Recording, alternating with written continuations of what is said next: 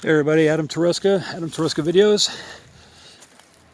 and I'm here with the gang as we're going over to see the subsidence location from where Todd Domboski fell through his grandmother's yard.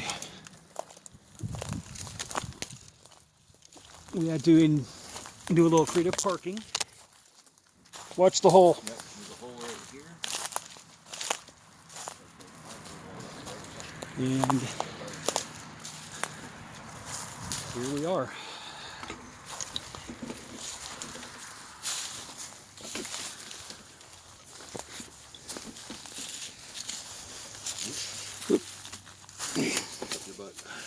That would not be good. Okay.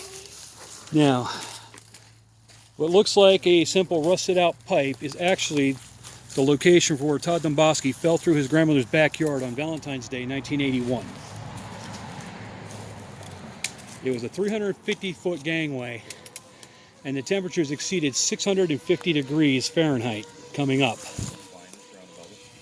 His 14-year-old cousin, Eric Wolfgang, saved him and pulled him out of the hole, literally having to crawl over on his belly to this location, grab hold of his cousin, and pull him out of the hole. When he was pulled out and ran over to the gas station across the street, he was screaming, "Help, help, my grandmother's yard fell in." And the mud was caked on him so heavily that a car wash, high pressure wash, would not have been able to clean the mud off of him.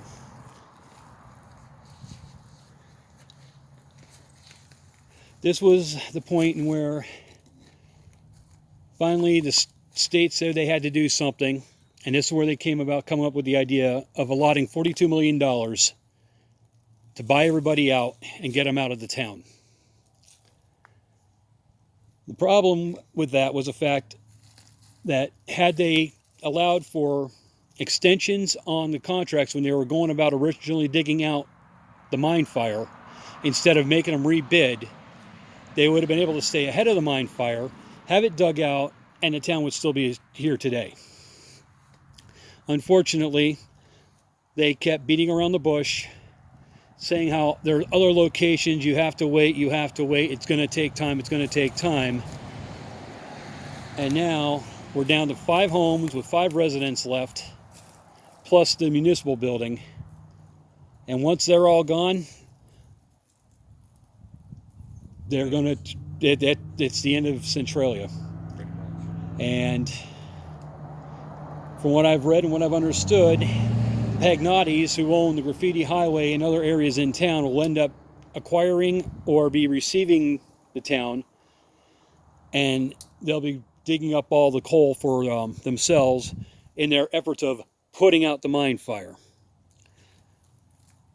Unfortunately, profiteering and conspiracy is what killed this town, not the mine fire itself. I've also learned along the way in 2017 that the entire town never needed to be cleared to begin with. From Park Street north, Centralia was perfectly safe due to the water table that runs east to west, and that entire 3/4 of the town could have been saved. But they got everybody believing that the entire town was in danger, got everybody out except for 5 people who won a lawsuit and a settlement that they can keep their homes until they die. They were given a settlement sum of money, undisclosed amounts, that when they die, their homes become the property of the state and they'll be raised. But this spot here, where Todd Domboski fell through his grandmother's backyard, Valentine's Day 1981, was the final nail in the coffin for Centralia. Hopefully you enjoyed this video. If you do, give it a like, share, and subscribe. And we'll talk to you later. Have a good one.